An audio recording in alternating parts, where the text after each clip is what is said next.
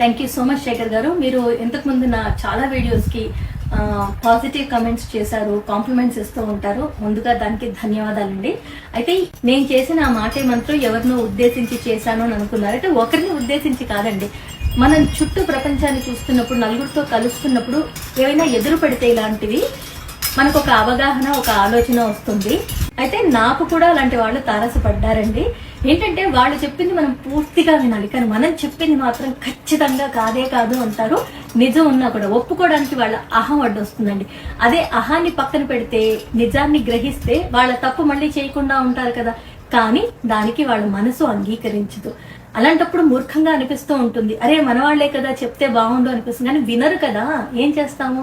అలాంటివి మాటే మంత్రం చేసినప్పుడు చాలా మంది కనెక్ట్ అయ్యి అవును నిజం నిజం నిజం అంటే మరి వాళ్ళకి ఎంతమంది తారసపడి ఉంటారు అలాంటి వాళ్ళు అనిపిస్తుంది.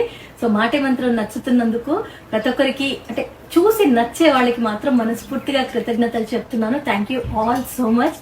God bless you all. మీరందరూ బాగుండాలి. Thank you.